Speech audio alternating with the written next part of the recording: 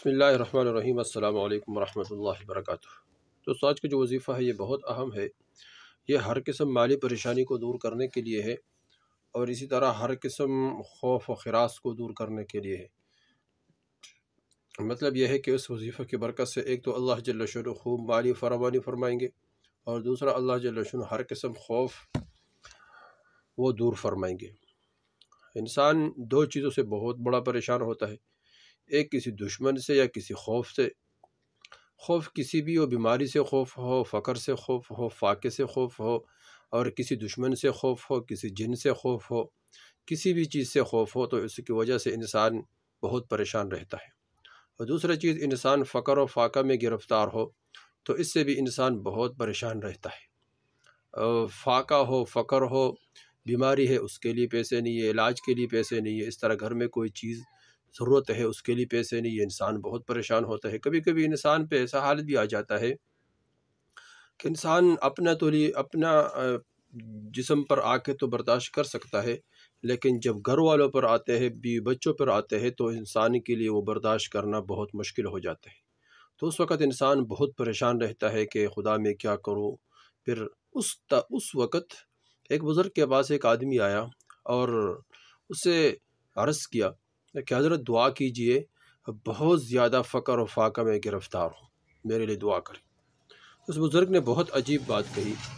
انہوں نے فرمایا کہ حضرت، جب آپ کے پاس پیسے نہیں ہوتے ہیں اور آپ کے گھر والے آپ سے کوئی چیز مانگتے ہیں کہ یہ چیز لے کر آؤ، کھانے پینے کی کوئی چیز ہو، گھریلو استعمال کی کوئی چیز ہو، اس وقت جب وہ مانگتے ہیں کوئی چیز اور آپ کے پاس پیسے نہیں ہوتے ہیں اور گھر سے نکلتے ہو یا خاموش کھڑے ہو جاتے ہو یا خاموش بیٹھ جاتے ہو، تو فرمایا کہ اس وقت آپ کے دعاؤں میں جو طاقت ہے وہ میری دعاؤں کی طاقت سے کہیں بڑا ہوا ہے۔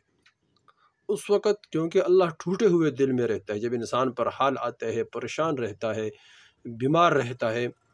سر حضور صلی اللہ علیہ وسلم فرمایا، تم بیماروں کے پاس جاتے ہو، تم ان کے لیے بھی دعا کرو اور ان سے اپنے لیے بھی دعا کرو۔ حضور صلی اللہ علیہ وسلم جب بیمار کے لیے تشریف لے جاتے تھے، بیمار پرسی کے لیے، تو اس کے سر پر ہاتھ رکھ کر لا باس طہور انشاءاللہ یہ پڑھتے تھے۔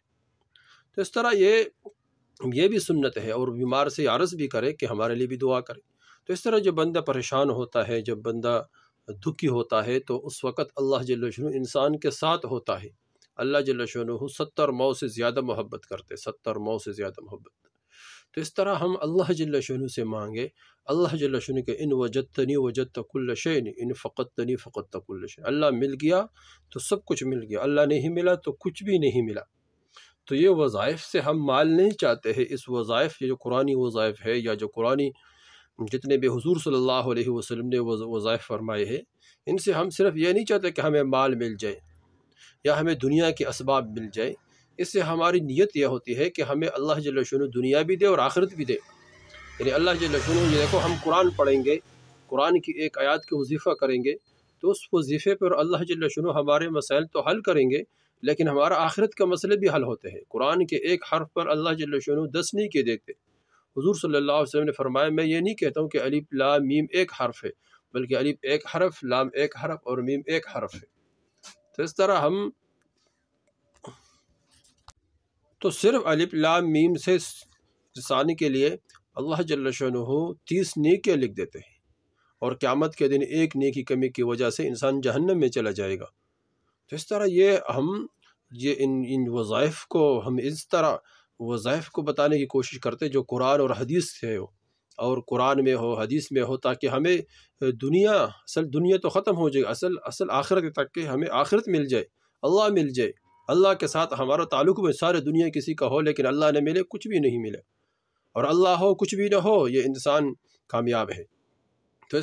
تو دنیا تو فانی ہے، متاع الغرور کنسج العنکبوت لیس عیش الدنیا العیش عیش الآخرہ۔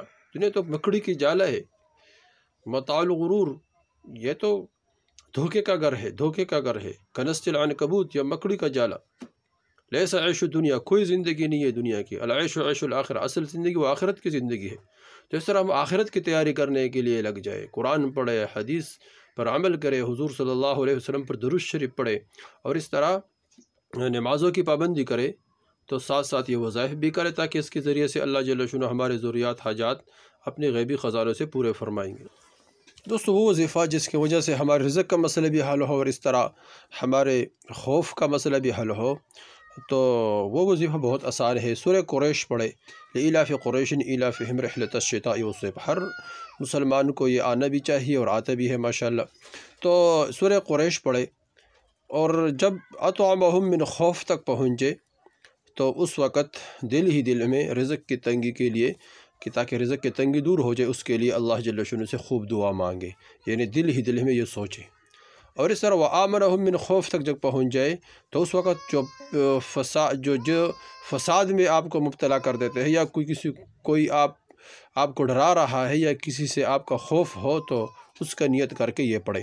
یہ سورہ قریش صبح پڑھنا ہے فجر کے نماز کے بعد 11 مرتبہ، اور اس طرح شام کو پڑھنا ہے یعنی مغرب کے نماز کے بعد 11 مرتبہ، اول آخر 3 مرتبہ یا 7 مرتبہ درود شریف بھی پڑھ سکتے ہیں۔ اس کے بعد یہ سورہ قریش 11 مرتبہ صبح، 11 مرتبہ شام پڑھے۔ انشاءاللہ اس کی برکت سے اللہ جل شانہ رزق کے تمام مسائل حل فرمائیں گے۔ اس طرح اللہ جل شانہ حفاظت بھی فرمائیں گے، گھر کے تمام افراد کرے تاکہ سب کے رزق کے مسئلہ حل اور سب کی حفاظت ہو جائے۔ دوستو یہ وظیفہ خود کرے، آگے شیئر کرے تاکہ سب کو فائدہ ہو اور سارے مسلمان اللہ جل شانہ